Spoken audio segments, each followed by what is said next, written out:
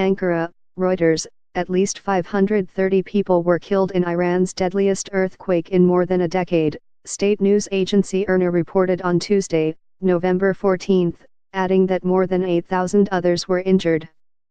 Iran said on Tuesday that rescue operations had ended in the western province of Kermanshah that was hit on Sunday by the 7.3 magnitude quake.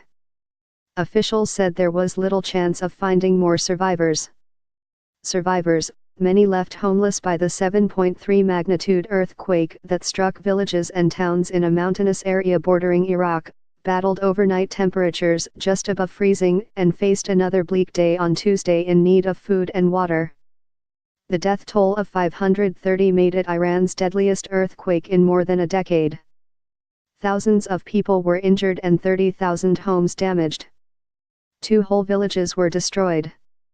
The quake struck on the Iran-Iraq border, causing most of its damage in Iran despite an epicenter on the Iraq side of the frontier. Iraqi officials said 7 people were killed and 325 injured in Iraq, all in the northern Kurdish provinces.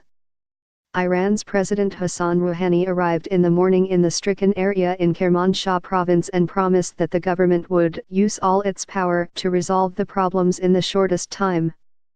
Thousands of people huddled in makeshift camps while many others chose to spend a second night in the open, despite low temperatures, because they feared more tremors after some 193 aftershocks, state television said.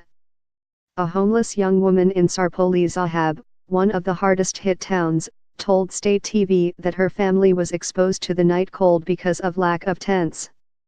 "We need help, we need everything. The authorities should speed up their help," she said.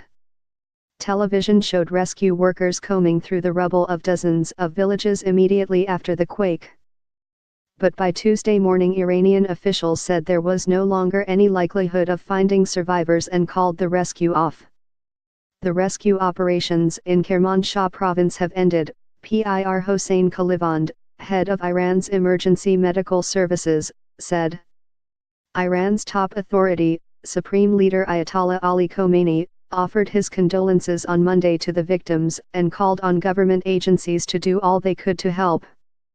The Iranian army, the elite Revolutionary Guards and forces of its affiliated Basij militia were dispatched to affected areas on Sunday night. Hospitals in nearby provinces took in many of the injured, state television said, airing footage of survivors waiting to be treated.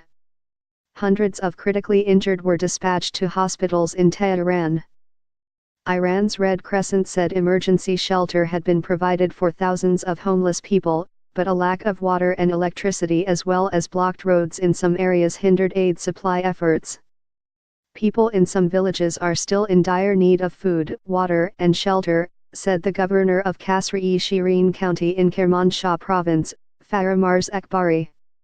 The mayor of Esjali, a city in Kermanshah, said 80% of its buildings had collapsed.